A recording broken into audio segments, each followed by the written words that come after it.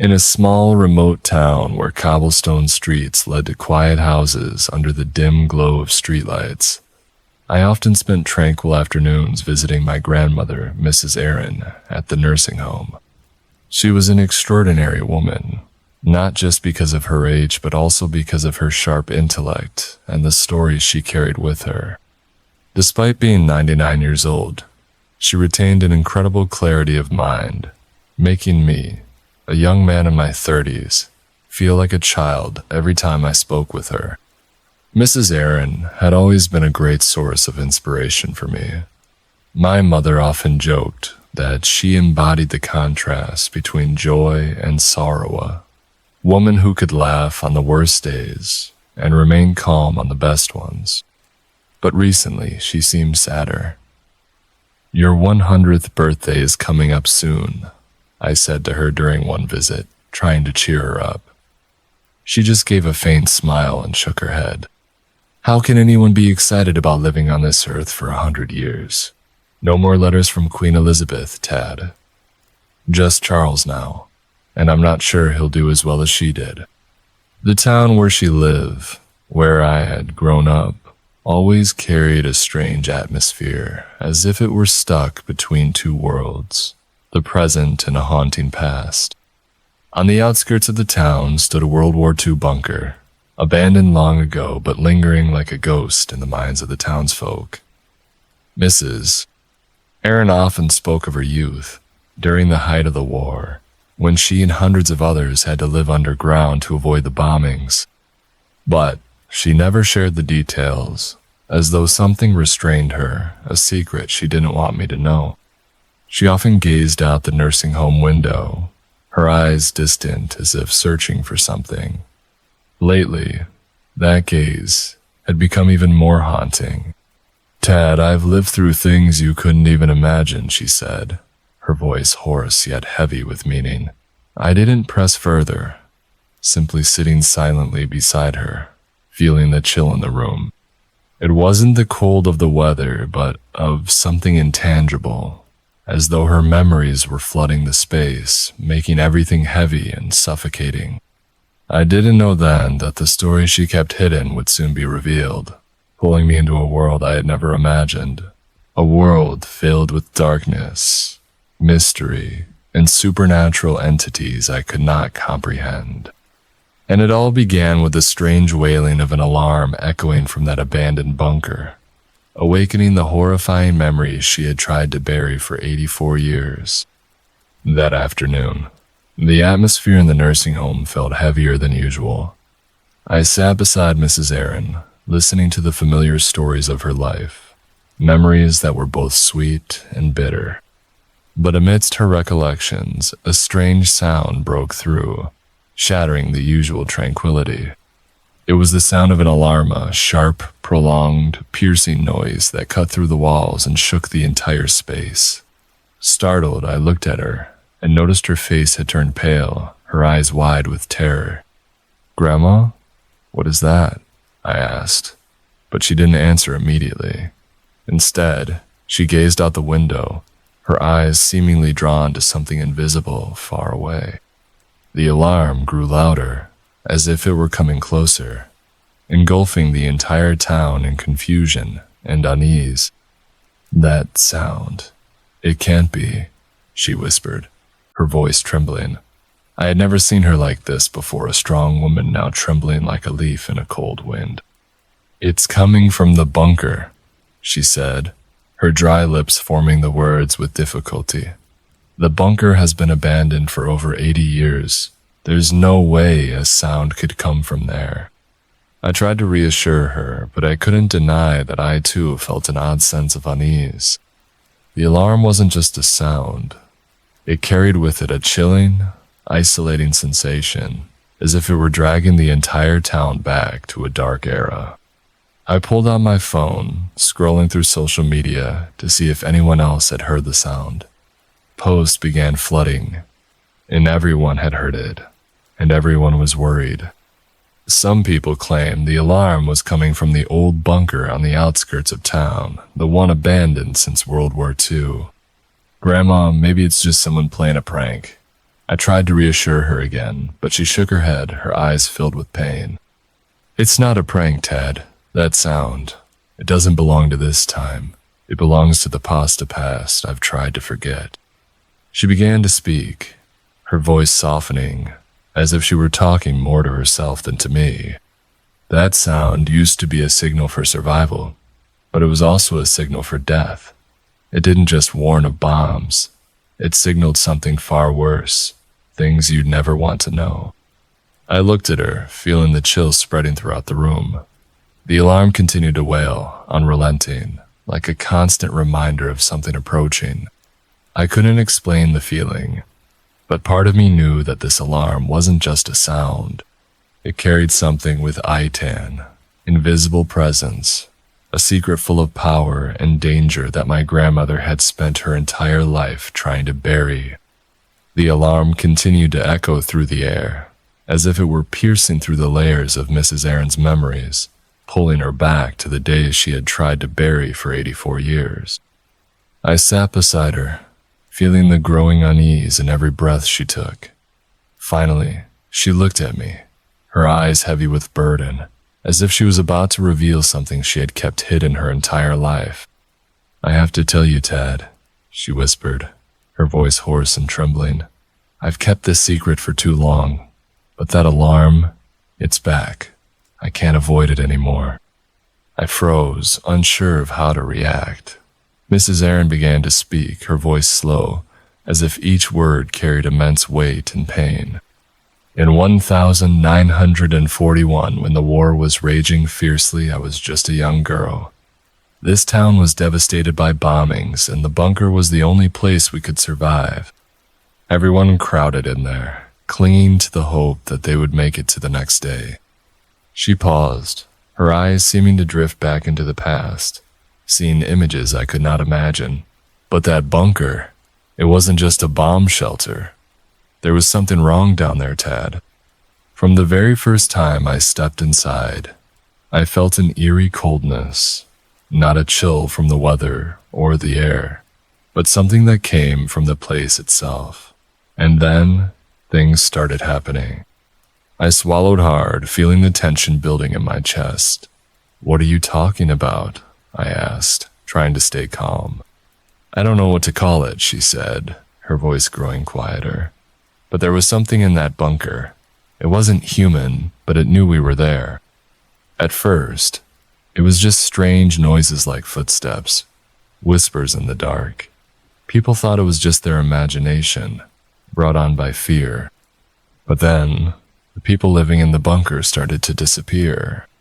She paused again, her hands trembling, as if she were trying to hold on to reality. No one knew how they disappeared. There were no screams, no traces. One night they were there, and the next morning they were gone. All that was left were empty beds, personal belongings, abandoned. I saw it, Tad. I saw that thing. I felt my heart pounding, my breathing becoming heavier. What was it? I asked. My voice barely more than a whisper. She looked at me, her eyes haunted. It had no shape, no face. It was darkness, Tad. A living, thinking darkness that hunted. It didn't kill with force. It made people disappear, as if they had never existed. And I escaped it, but I could never forget. The room grew colder, as if her story had brought a piece of that darkness into the present. I looked at her, unable to find the words to say, only feeling that the alarm wasn't just a reminder of the past, it was a sign that the darkness, that entity, was returning. And this time, it wouldn't stop at the bunker. Mrs. Aaron continued her story, her voice lowering, as though the memories of that man still haunted her to this day. Warden Marlon Presley, she said, her eyes glinting with an indescribable hatred. He was the one in charge of the bunker, a man of ambition, power, and danger.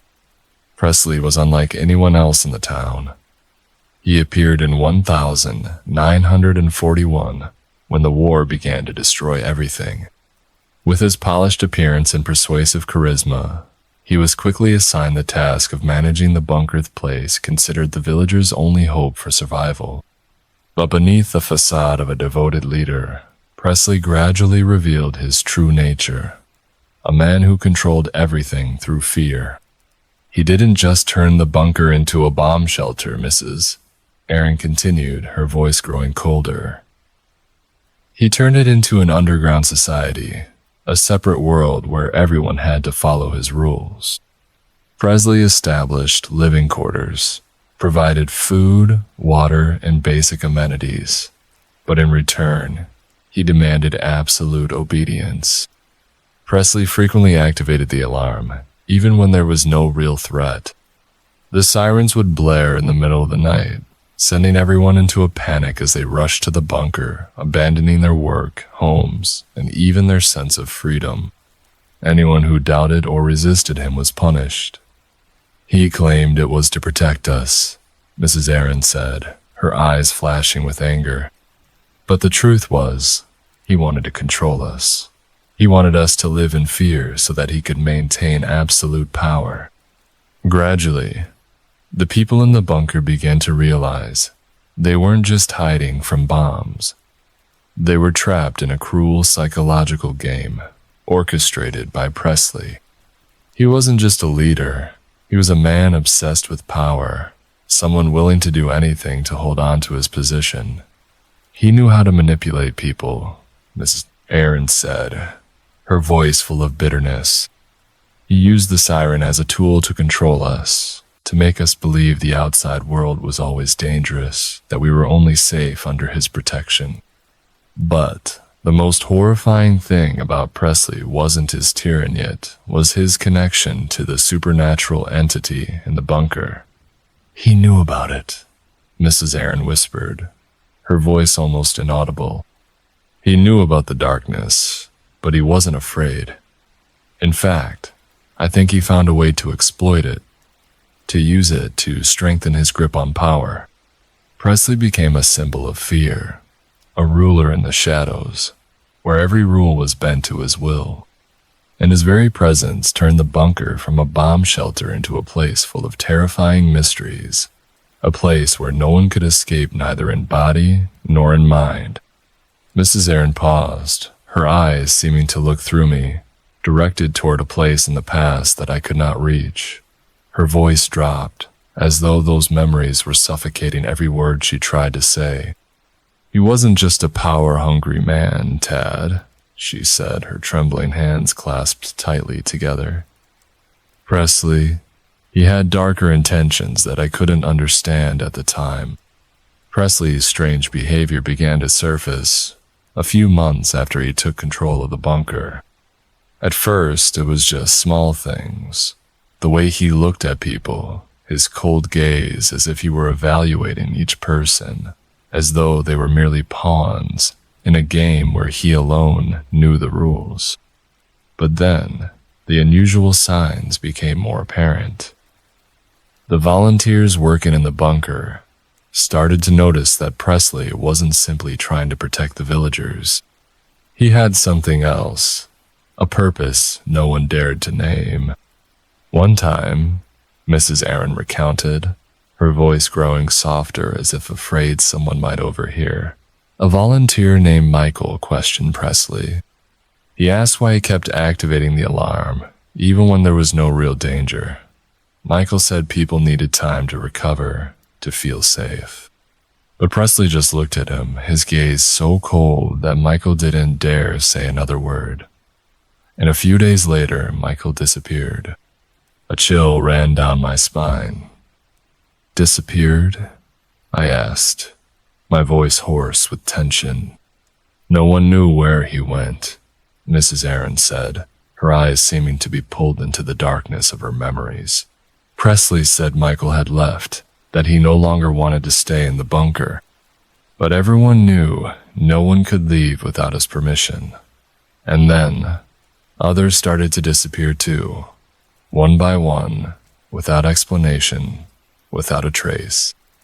At the time, Mrs. Aaron had been just a young, naive girl, easily manipulated. Presley, with his confidence and authority, had no trouble earning her trust. "I thought he was the only one who could protect us," she said, her voice filled with bitterness. "I believed that every decision he made was for our benefit. But I was wrong, Tad. He wasn't protecting us. He was using us." Presley's bizarre behavior didn't stop at controlling people through fear. He began spending more time in the darker corners of the bunker, places no one else dared to go. Some people said they heard strange whispers coming from those areas, as if someone or something was talking to him. "I saw him standing in the darkness, alone," Mrs. Aaron said, her voice trembling. "He didn't say anything, just stood there, as if he were waiting for something, and I swear, I saw the darkness around him move." Gradually, suspicion about Presley grew among the people, but no one dared to confront him. He was too powerful, too dangerous, and the supernatural entity in the bunker thing, Mrs. Aaron had only just begun to understand, seemed to be on his side. Those strange occurrences weren't just warnings. They were signs of the beginning of something far more terrifying, something no one could stop. Mrs. Aaron took a deep breath, her eyes darkening as if sinking into a part of her memory she didn't want to recall. "It was my greatest mistake, Tad," she said, her voice trembling slightly. "A mistake that made everything worse." As the strange signs surrounding Presley became increasingly apparent, some of the volunteers in the bunker began to grow suspicious and felt the need to act. Two of them, Robert and Clara, decided they could no longer live under Presley's control. They didn't want to kill him, but they knew they had to weaken him, to break the absolute power he had built. Their plan was simple but dangerous. They would find a way to expose Presley's shady behavior, gain the trust of the villagers, and force him to relinquish his leadership. Robert and Clara often met in the dark corners of the bunker, where the dim light from the bulbs couldn't reach. They whispered to each other, planning step by step, trying to maintain absolute secrecy. But they didn't know that another pair of eyes was watching them, Mrs. Aaron's eyes, young and impressionable at the time. "I heard everything," she said, her voice full of regret. They didn't know I was nearby, in the shadows, listening to every word they said. Mrs. Aaron, with her naive loyalty to Presley, couldn't remain silent. To her, Presley was still the only leader who could protect everyone from the dangers outside and the strange occurrences inside the bunker. She believed that anyone going against him was a traitor, a threat to the safety of the entire community. So, she went to Presley and told him everything about Robert and Clara's plan. "I thought I was doing the right thing," she said, her voice choked. "But I was wrong. Completely wrong." Presley, with his cold and calculating nature, didn't just use the information Mrs. Aaron provided to stop the two volunteers' plan. He exploited it to further consolidate his power, driving people into even greater fear and dependence. He called an emergency meeting, announcing that there were traitors trying to sabotage the safety of the bunker. He didn't name Robert and Clara, but somehow, everyone knew they were the targets. "Presley didn't kill them," Mrs. Aaron said, her voice trembling. "He didn't need to. He just made them disappear, like the others before them. No one knew where they went, but everyone understood they would never come back." After that incident, no one dared to question Presley anymore. He became more powerful than ever, not just because of the authority he had built, but because of the fear he had sown in everyone's hearts. Mrs. Aaron, though she wasn't punished, couldn't escape the guilt. "I betrayed them," she said, her voice bitter. "I helped Presley get rid of the only people brave enough to stand against him. and I paved the way for him to become something no one could stop. The mysterious rules in the bunker grew stricter, and the supernatural entity, something Mrs. Aaron was only beginning to understand, seemed to become increasingly present, as if it were feeding Presley's power. In the cold, isolated darkness of the bunker, people weren't just physically trapped. They were imprisoned by fear and a despair from which there was no escape. Mrs. Aaron lowered her head, her voice sinking as though she was trying to swallow the pain brought by her memories. "That was the moment everything fell apart," she said, her trembling hands clasped tightly together. "The moment the darkness in the bunker consumed us all. After the plan to overthrow Presley was exposed, Robert and Clara were captured. They had no chance to justify or explain themselves. Presley, with his absolute power, quickly accused them of being Nazi spies, a baseless accusation, but one that was enough to instill fear in the hearts of the villagers. In the cold and isolated atmosphere of the bunker, where people relied on each other to survive, this accusation didn't just turn Robert and Clara into enemies. It also shook everyone's trust in themselves. Presley decided to execute the two publicly, as a warning to anyone who dared to oppose him. Mrs. Aaron recalled that moment, her voice choking. They were tied to two poles in the center of the bunker, the dim light from the weak bulbs shining on their faces. No one said a word. No one dared to look them in the eye, but I saw it, Tad. I saw the despair in their eyes, and I knew they weren't spies.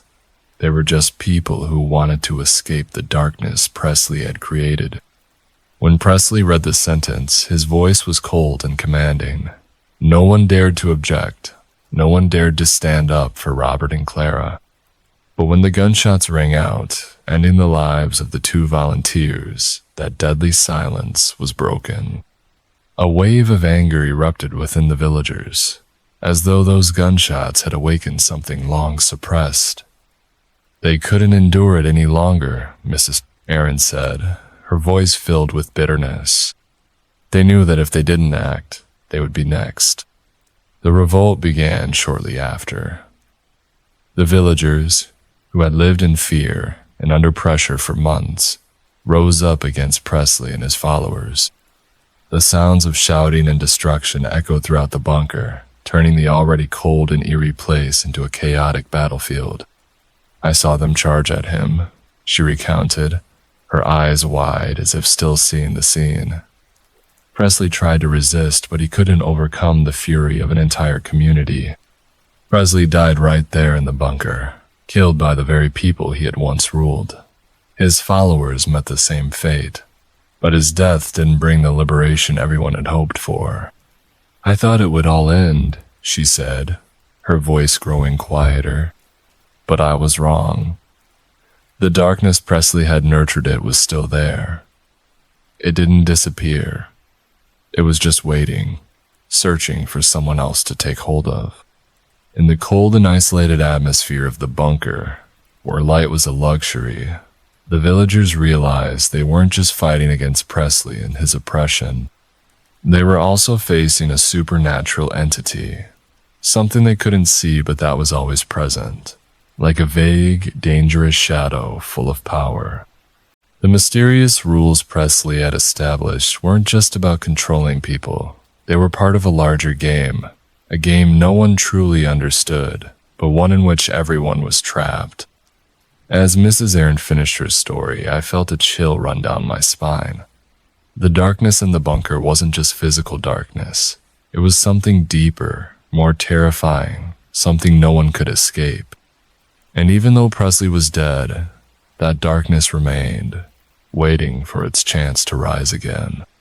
After Presley's death, the bunker fell into an eerie silence. There were no more of his heavy footsteps, no more yelling, or the strict rules he had imposed. But that silence did not bring peace. It was like the calm before a storm, a chilling stillness that made everyone feel as though something was changing slowly but inevitably. Strange events began to occur just a few days after Presley was killed. At first, they were small things. Odd noises echoing from the dark corners of the bunker, flickering lights even though the electrical system was functioning normally. Some people said they felt as though someone was watching them, but when they turned around, they saw only darkness. No one spoke of it, but everyone could sense some kind of presence, something unnamed, yet undeniably there. Then one night, a woman in the bunker saw a figure. She screamed, triggering panic throughout the bunker. Others rushed over, but no one saw anything except shadows. However, the woman insisted that she had seen Preslier, at least something that resembled him. He was standing there, she said, her voice trembling, her eyes filled with terror. But he wasn't like before. He wasn't human anymore. From that moment, the deaths began. At first, they seemed random. One person fell down the stairs, another was electrocuted by the lighting system. But over time, the deaths became stranger and more inexplicable. One person was found dead in their private room, their face contorted as if they had seen something horrifying just before they took their last breath. Another person vanished without a trace, leaving only their shoes behind on the floor. These deaths didn't just bring fear, they sowed suspicion among the survivors, as though the supernatural entity was deliberately breaking the remaining unity. Mrs. Aaron and Betty, a young girl, were the last two survivors. They hid in a dark corner of the bunker, trying to stay silent to avoid drawing attention. But even in the darkness, they couldn't shake the feeling of being watched. Betty whispered to Mrs. Aaron, her voice trembling, "I think he's here. I can feel him." And then they saw it. A shadowy figure, resembling Presley but not quite Presley, appeared in the distance. It didn't move. It just stood there, staring at them. But its presence was enough to make the air around them feel thick, cold, and suffocating. "Don't look at him," Mrs. Aaron whispered, tears streaming down her face.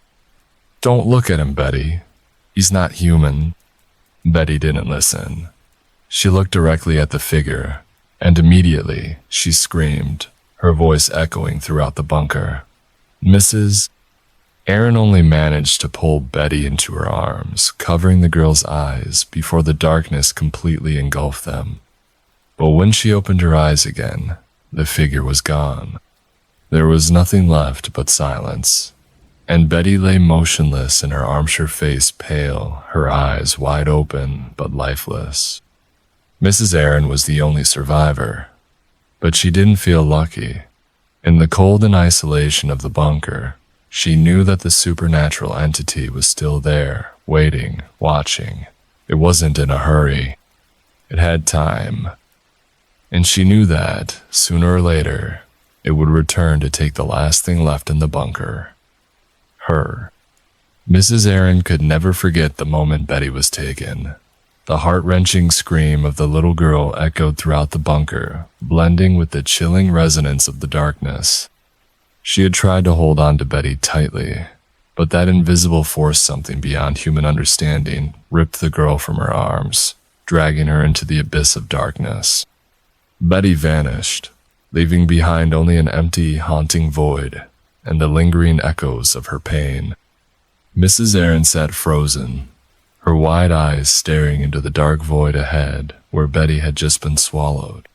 The air in the bunker thickened, growing so cold that she felt as though every breath she took was being suffocated. Silence enveloped her, but it wasn't an ordinary silence.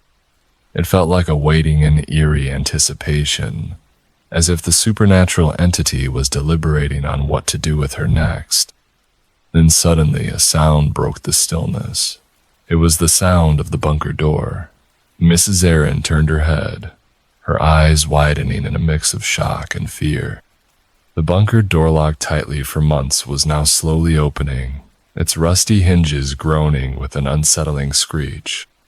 Light from the outside crept in, faint but enough to pierce through the oppressive darkness inside the bunker. Without thinking, without hesitation, Mrs. Aaron leapt to her feet and ran toward the door. Her legs trembled, but fear drove her forward, forcing her to keep moving. As she passed through the door, a cold gust of air swept over her, as if the entity was trying to hold her back, but she didn't stop.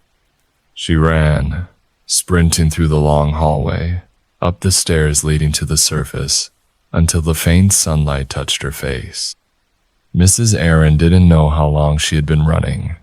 When she finally realized she was standing in front of her father's house, she stopped, her legs nearly giving out beneath her. She knocked on the door, each knock filled with desperation. Her father opened the door, his eyes filled with concern as he saw her pale face, dirty clothes, and eyes full of terror. "What happened?" he asked, his voice deep and serious. Mrs. Aaron couldn't answer. The words were caught in her throat, the horrifying images from the bunker spinning relentlessly in her mind. She could only stare at him, tears streaming down her cheeks. Her father pulled her inside, shutting the door behind her, as if to shield her from the outside world. He sat down beside her, his eyes stern but filled with sympathy. "You must not tell anyone about this," he said, his voice low but firm. "What you've seen, what happened, it must remain a secret. If not, it will never end." Mrs. Aaron nodded, but deep down, she knew she could never forget. What had happened in the bunker wasn't just a series of horrifying events. It felt like a warning sign that this world held things far beyond human comprehension. And though she had escaped the bunker, she knew that the darkness was still there, waiting, ready to rise again. After escaping the bunker, Mrs. Aaron thought she had left the horrifying nightmare behind, but that wasn't the reality. What she had experienced in the bunker wasn't just an event. It was a dark mark, clinging to her mind, never letting go. Every night, when she closed her eyes, the faces of the 967 people who had died in the bunker appeared. Their eyes empty, filled with pain, stared at her, as if blaming her, as if pleading for help. She couldn't forget Betty's gaze, the little girl who was dragged away in agony, or the vague silhouette of Presley, something no longer human but still carrying terrible malice and overwhelming power. Those memories weren't just images. Sometimes, she heard whispers echoing from somewhere, voices with no clear source, as if they came from a far-off place, beyond space and time. At times, she felt a cold chill sweep over her, exactly like the feeling when that supernatural entity appeared in the bunker. She knew she hadn't truly escaped it. It was still there, in the darkness, waiting for an opportunity to return. Mrs. Aaron began researching the strange symbols that Presley had studied before his death. Those symbols, scrawled haphazardly on the walls of the bunker, carried a strange allure. They weren't just simple drawings. They had a life of their own, a meaning she couldn't explain. She believed these symbols were what had opened the door for the supernatural Intitia door, leading to a world humans should never step into. Presley, with his obsessions and ambitions, had made the greatest mistake. He summoned something he couldn't control. One day, while Mrs. Aaron was talking to Ted, a close friend, she unconsciously traced one of those symbols in the air with her finger. It was an action she wasn't aware of, as if her hand was being guided by an invisible force. Ted stared at her, his eyes wide with shock. "What did you just do?" he asked, his voice trembling. Mrs. Aaron stopped, looked at her hand, and then at Ted. "I don't know," she whispered, her voice filled with fear. But Ted didn't need an explanation. He could feel a change in the atmosphere, a coldness, a presence. Suddenly, the light in the room began to flicker, and a faint sound came from the dark corner. Ted jumped to his feet, looking around, but saw nothing except shadows. "There's something here," he said, his voice low but tense. Mrs. Aaron nodded, her eyes haunted. "It never left," she said. "It's still here. It's always been here." Ted looked at her, his eyes filled with worry. He knew that Mrs. Aaron wasn't just haunted by what had happened in the bunker. She was carrying a part of that darkness, a part she couldn't escape, a part that might stay with her for the rest of her life. And now, he was beginning to feel it too. Something vague, dangerous, and powerful, a supernatural entity waiting, in the shadows, to rise again. The alarm blared, tearing through the quiet afternoon air. That sound not only shook the space, but also stirred the deepest memories in Mrs. Aaron's mind. She jolted, her eyes wide open, her heart pounding as if it wanted to burst out of her chest. That sound, though just a present signal, carried the weight of the past, pulling her back to the horrifying days in the bunker. She felt as though she was standing between two world zones of the present, filled with light, and one of darkness, where haunting faces still waited. Mrs. Aaron sat motionless in her chair, her trembling hands gripping the armrest tightly. "It's not over," she whispered, her voice soft but resolute. Ted, sitting across from her, looked at her with worried eyes. "What did you say?" he asked, though deep down, he already knew the answer. He knew Mrs. Aaron wasn't talking about the alarm or anything related to the present. She was speaking of something bigger, darker, something she had carried with her from the bunker, something she believed still existed.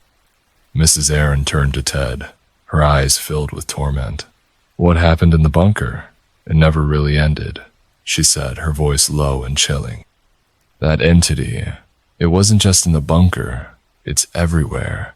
It crossed through the door Presley opened, and now it's trying to come back." Ted felt a cold chill sweep over him. He didn't know if it was caused by her words or by an actual presence in the room, but he knew she wasn't lying. Her story, as crazy as it sounded, carried a terrifying truth. He could sense that she wasn't just a survivor. She was a witness, someone who had seen something no one should ever see.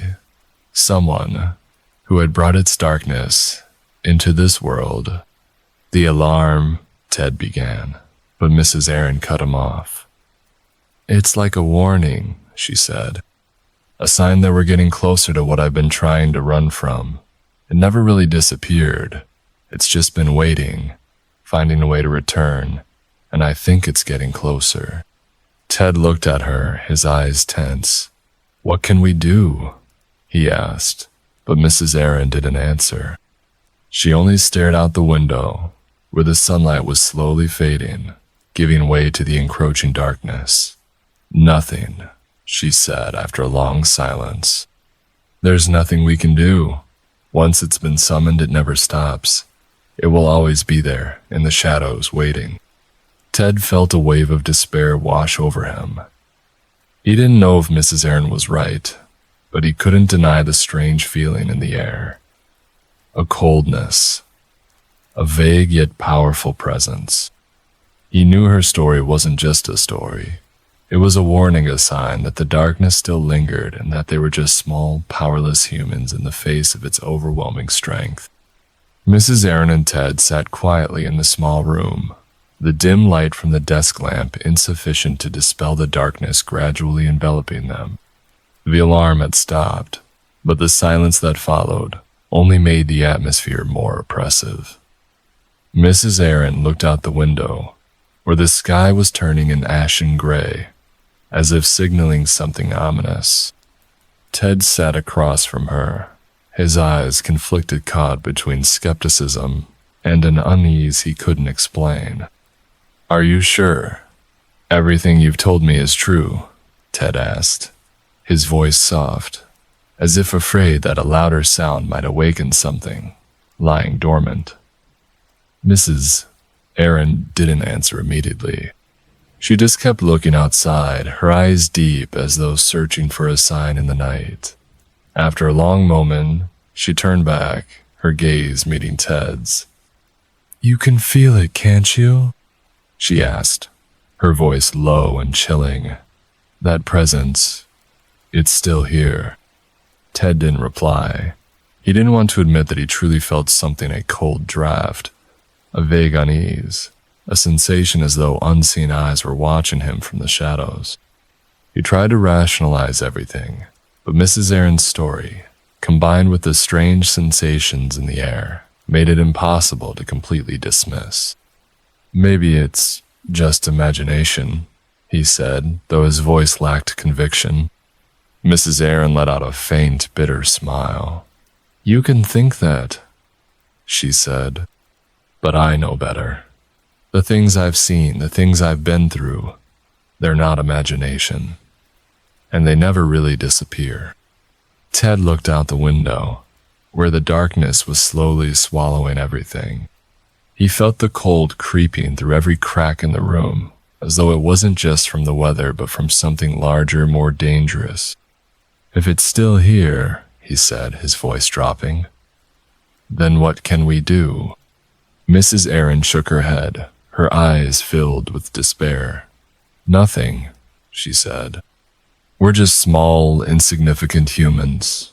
Once it's been summoned, it will always be there, waiting to return, to finish what it started." Ted felt a shiver run down his spine. He didn't want to believe Mrs. Aaron's words, but the unease in the air made it impossible to completely dismiss them. He looked at her, then back out the window. The darkness outside seemed to shift, as though something was lurking within it, waiting for the right moment to emerge.